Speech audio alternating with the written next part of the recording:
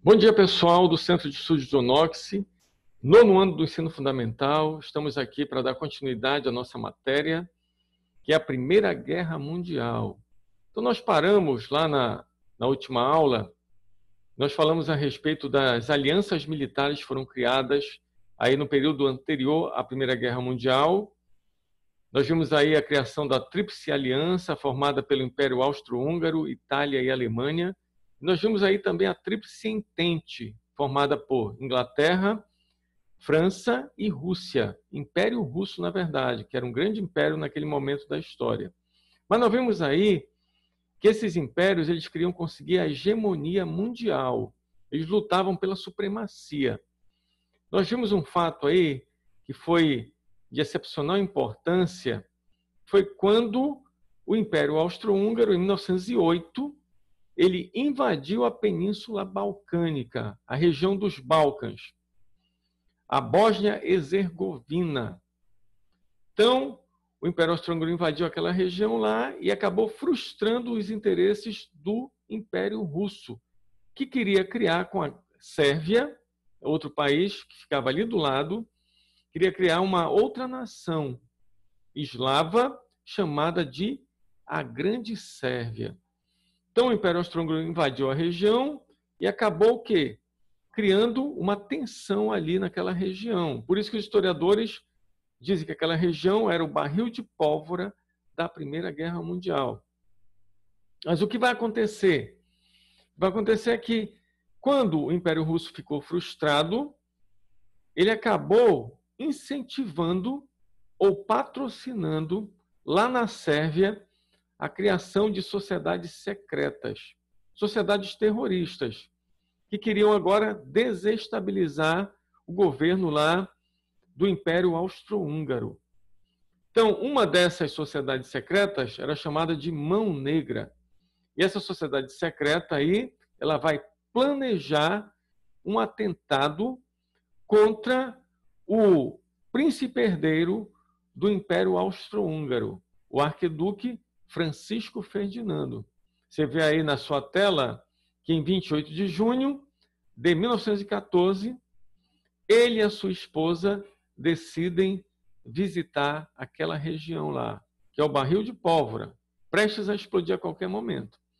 E o que vai acontecer naquele momento lá é que um terrorista chamado Gravilo Príncipe, tem a foto dele aí, ele vai o quê? Assassinar o príncipe herdeiro, o arquiduque Francisco Ferdinando, e a sua esposa também, Sofia. E isso aí, esse grande fato histórico, vai dar início à Primeira Guerra Mundial. Por quê? Porque alguns meses depois, o Império Austro-Húngaro vai declarar guerra à Sérvia. E aí, um país vai entrar ao lado do outro, o mundo vai se organizar e, aos poucos, a guerra, que era localizada ali naquela região dos Balcãs, da Península Balcânica, vai se tornar uma guerra mundial. Nós temos aí agora a primeira fase da Primeira Guerra Mundial. Essa primeira fase, historiadores chamam de guerra de movimento. É quando os exércitos eles vão o quê? Se movimentar no campo de batalha. E o primeiro exército a se movimentar com agilidade é o exército alemão. Talvez por isso a Alemanha foi responsabilizada pela Primeira Guerra Mundial ao seu final. Então a Alemanha ela vai ser o quê? Punida, principalmente por isso, porque ela manda primeiramente os seus exércitos para se movimentar no campo de batalha. E essa movimentação acontece quando os exércitos da Alemanha eles vão em direção à França. Mas para chegar à França, eles têm que passar pela Bélgica. E aí o que acontece? Eles vão invadir a Bélgica em setembro de 1914 e depois eles vão em direção a Paris. Só que eles não contavam com o potente exército francês, que resistiu a essa invasão E aí ocorreu uma grande batalha entre esses dois exércitos aí, o exército alemão e o exército francês, que foi a Batalha do Marne. O que aconteceu foi o seguinte: os exércitos tinham praticamente o mesmo poder de fogo, o mesmo poder militar. E aí, quando eles chegaram lá, frente a frente, os soldados que agora levavam nas suas costas as pás, eles começaram a cavar aqueles grandes buracos, e aí começaram o quê? A se deter lá dentro daqueles buracos lá, porque eles estavam com medo de se enfrentar cara a cara, porque tinha o mesmo potencial de fogo. E aí a guerra que era de movimento se transforma agora numa guerra de trincheiras, que é a segunda etapa da Primeira Guerra Mundial. Nós temos aí, olha, a segunda fase, quando os exércitos se encontram e aí eles não podem se enfrentar diretamente, porque vai ter uma mortandade geral. E aí o que acontece? A guerra agora é chamada de guerra de trincheiras. Essa guerra de trincheiras, ela é uma guerra cruel. Por quê? Porque existem bombardeios aí nessas trincheiras, os soldados morrem lá dentro e os cadáveres vão se decompondo lá dentro. Os outros soldados que não morreram ficam lá convivendo com aquela realidade caótica. E aí surge a única arma que foi utilizada nessa guerra aí, nessa guerra mundial, que pode ultrapassar as trincheiras, que é o avião. O avião ele vai ultrapassar as trincheiras e vai bombardear o inimigo lá do outro lado. E vai além das trincheiras, inclusive, porque ele vai bombardear as cidades agora. Por quê? Porque o objetivo é cortar a linha de suprimento dos inimigos. Ele quer atingir as suas indústrias, quer atingir os depósitos de armamentos. E aí, atingindo esses depósitos de armamentos, essas indústrias, ele vai acabar atingindo também a população civil, que vive ali do lado também. Então, essa Primeira Guerra Mundial aí, ela é diferente também, por quê? Porque os exércitos eles não se encontram mais em campo aberto, distante da população civil. Agora é utilizada essa nova arma, o avião, que atinge a população civil também e causa muitas baixas entre aqueles que não são militares. E também essa guerra é uma guerra diferente porque são usadas agora novas armas de destruição. E dentre essas armas está o quê? Estavam as armas químicas. Dentre elas, o gás mostarda, que cegava temporariamente os soldados. E aí também essa guerra se torna cruel porque ainda não existe um código internacional que possa criar essa ética para a não utilização desses armamentos. Só depois da Primeira Guerra Mundial que os países vão se reunir e vão criar um código de ética onde eles vão proibir o uso dos armamentos químicos. Então você vê aí, olha, novas armas são utilizadas aí, como o canhão de tiro rápido, o gás venenoso, o lança-chamas também, o avião e o submarino. E essas armas aí faziam um número crescente de vítimas. Então nós temos aí a guerra de trincheiras ainda aí, os soldados convivendo com essa realidade. Aí você tem a fotografia aqui de um soldado morto aí, nos arames farpados. Mais uma fotografia das trincheiras. Aí um desenho falando sobre como é que funcionava aí, né, esses caminhos aí dos entrincheirados, os vários locais.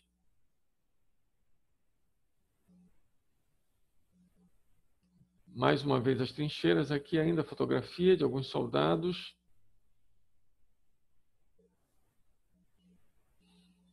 Nós temos aí o depoimento de soldados sobreviventes da Primeira Guerra Mundial. O que eles falavam sobre essa guerra de trincheiras? Eu vou ler aqui o primeiro parágrafo aqui só. O odor fétido nos penetra garganta adentro ao chegarmos na nossa nova trincheira. À direita dos Hérpages, chove torrencialmente e nos protegemos com o que tem de lonas e tendas de campanha afiançadas nos muros da trincheira. Ao amanhecer do dia seguinte, constatamos, estarrecidos, que nossas trincheiras estavam feitas sobre um montão de cadáveres e que as lonas que nossos predecessores haviam colocado estavam para ocultar da vista os corpos e restos humanos que ali haviam. Então está aí, esse é um depoimento de Raymond Neglin, na região de Champagne, na França. Então, ele está falando aí justamente do que nós já falamos anteriormente, da realidade caótica lá dos soldados entrincheirados. Então, nós temos aí também uma terceira fase na Primeira Guerra Mundial. Alguns fatos acontecem aí que vão modificar os rumos dessa guerra, desse primeiro conflito mundial. Olhem só aí. Essa terceira fase era caracterizada pela saída da Itália da Tríplice Aliança. Ela vai sair em 1915 da Tríplice Aliança e vai agora entrar na Entente. Então, primeiro ponto importante aí. A Itália sai da Tríplice Aliança e entra para a Entente. Por quê? Porque ela achava que ela teria mais vantagem econômica passando para a Entente. Ok? Nós temos aí também um outro fato importantíssimo aí, que foi a saída da Rússia da Primeira Guerra Mundial em 17. Por que a Rússia vai sair? Porque vai acontecer na Rússia a Revolução Socialista. Então, uma das reivindicações dos bolcheviques lá, que foi um grupo lá que tomou o poder na Rússia, que era a maioria da população, bolchevique significa a maioria, eles queriam o quê? Retirar o país da Primeira Guerra Mundial, porque eles achavam o seguinte, que a Rússia era um país empobrecido, o povo estava na miséria e, mesmo assim, o czar da Rússia estava colocando a Rússia na Primeira Guerra ao lado da Entente, estava gastando muito dinheiro com isso. Enquanto isso, a população estava o quê? Passando fome, passando miséria. Então, quando os bolcheviques tomam o poder na Rússia, que depois iria se transformar em União Soviética, um dos principais fatos que eles realizam é o quê? Retirar o país da Primeira Guerra Mundial. Então, em 17, a Rússia se retira. Mas aí tem um outro fato importante também, que vai modificar os rumos dessa guerra, que é o quê? Quando a Rússia sai, os Estados Unidos entram na guerra, ao lado da Inglaterra e da França. Então, os Estados Unidos, segundo a história oficial, eles vão dizer o seguinte, que os seus navios estão sendo atacados lá pelos submarinos alemães. Então, os Estados Unidos agora ele está perdendo economicamente com a guerra. Então, os Estados Unidos vai usar esse fato aí como justificativa para a entrada na guerra. Mas outros historiadores dizem o seguinte, eles contam uma história extraoficial que diz que os Estados Unidos entraram na guerra por quê? Porque ele estava preparado já economicamente e belicamente também para entrar nessa guerra e decidi-la e sair como potência econômica e potência militar. E foi justamente isso que aconteceu. Os Estados Unidos, anterior à sua entrada na guerra, ele estava ganhando dinheiro, porque ele estava emprestando dinheiro para os países envolvidos nessa guerra aí, estava vendendo armamentos, suprimentos para esses países e estava enriquecendo, não estava sofrendo ataque no seu território, porque ele ainda não estava na guerra também, estava intacto. E agora, em 17, ele percebe que é o momento exato para ele entrar nessa guerra e decidi-la. E é isso que acontece de fato. Em 17, os Estados Unidos entram na guerra e eles decidem a guerra e saem como potência econômica e militar. Então, os Estados Unidos saíram da guerra aí como potência. Nós temos aí, agora, alguns armamentos usados na Primeira Guerra Mundial. Nós temos aí o avião e os navios encouraçados, que eles são o quê? Oriundos da Segunda Revolução Industrial. Os carros blindados também. Os primeiros tanques são utilizados na Primeira Guerra Mundial. Aí outros blindados, mais sofisticados. É um blindado alemão. Que esses blindados vão ser aperfeiçoados e vão ser utilizados também na Segunda Guerra Mundial. As metralhadoras, também, armas de repetição automática, surgidas com a Segunda Revolução Industrial. Os canhões também de longo alcance.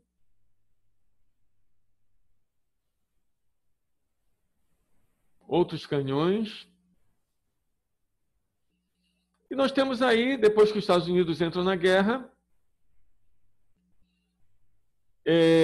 eles vão decidir essa guerra, aí o que acontece? Vão existir agora as reuniões para tratar de como seria a paz nesse momento aí. Então, o presidente norte-americano, chamado de Woodrow Wilson, ele vai dizer o seguinte, ele vai dizer, vamos realizar uma paz sem vencedores, porque ele achava o seguinte, se fossem punir a Alemanha, como a Inglaterra e França queriam, eles iriam criar o quê? Uma realidade de amargura, uma relação tensa com a Alemanha, e essa relação poderia ocasionar uma nova guerra, um novo conflito. Então, essa proposta de Woodrow Wilson, chamada os 14 pontos de Wilson, não vai ser aceita pela Inglaterra e pela França. O que vai ser aceito pela Inglaterra e pela França é um outro tratado de paz chamado Tratado de Versalhes. Então, esse Tratado de Versalhes aí, assinado lá na cidade de Versalhes, em 28 de junho de 1919, ele definia aí os termos da paz com as nações derrotadas na Primeira Guerra Mundial. E esse tratado, ele vai humilhar a Alemanha. E o Tratado de Versalhes é uma das causas da Segunda Guerra Mundial. Então, a Primeira Guerra Mundial ela é consequência da Guerra Franco-Prussiana.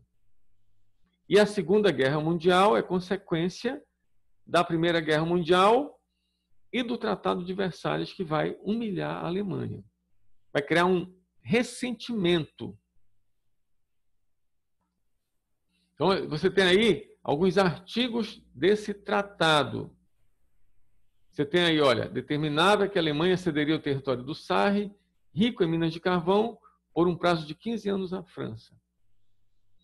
A Alemanha entregaria Alsácia e Lorena, ganhas lá na Guerra Franco-Prussiana. Aí, outra coisa importantíssima aqui nesse tratado, todas as colônias alemãs passariam às mãos dos aliados. Então, todas aquelas colônias conseguidas aí pelo neocolonialismo, pela corrida imperialista, conseguidas pela Alemanha, seriam o quê? Dadas agora para os aliados. Limitaria o número de soldados no exército. Qualquer fabricação de armamentos deveria ter aprovação dos aliados. A Alemanha não poderia ter aviação nem marinha militar. E colocaria toda a culpa da guerra na Alemanha. Então, olha só aí como esse tratado ele vai humilhar a Alemanha e, por causa disso, vai criar um ressentimento nas pessoas, nos cidadãos alemães.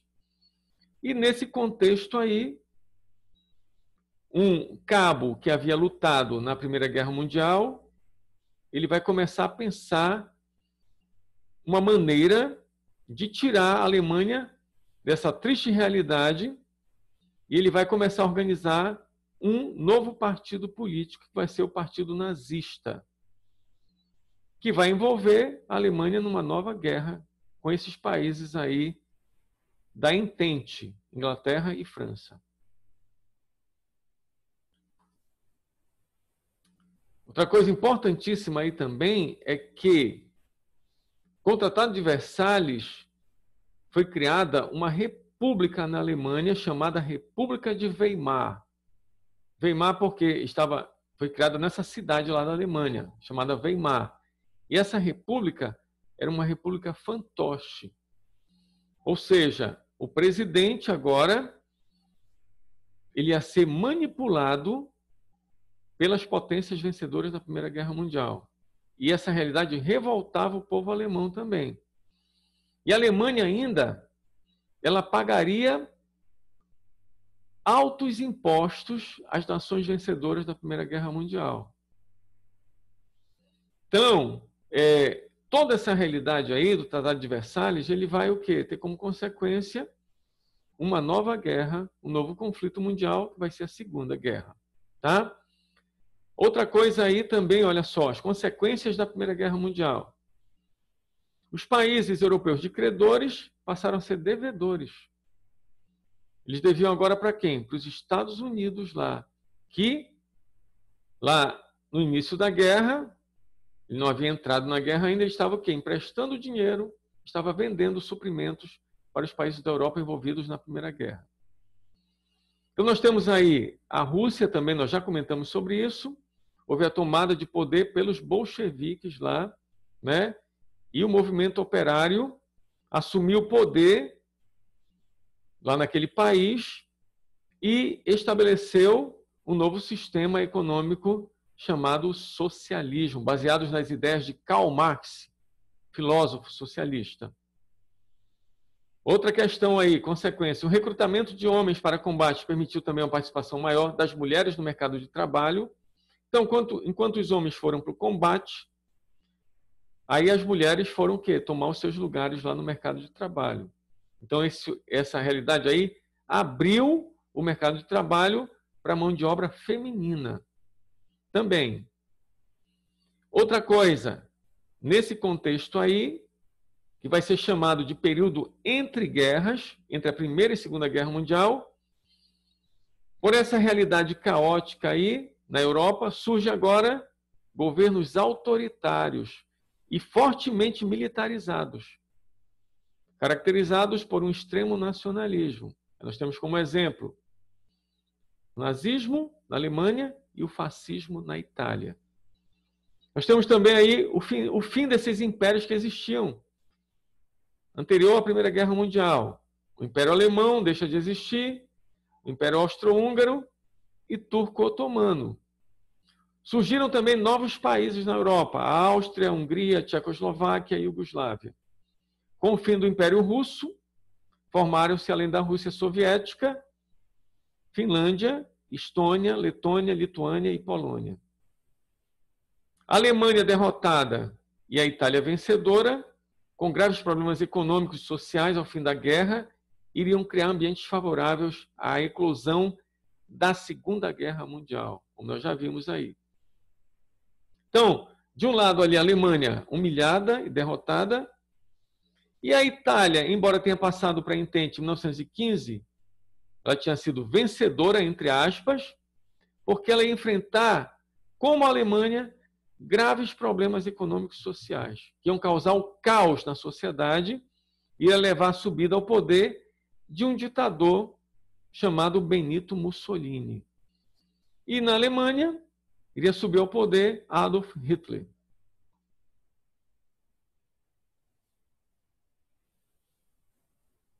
Então, nós temos aí as palavras de Freud, né?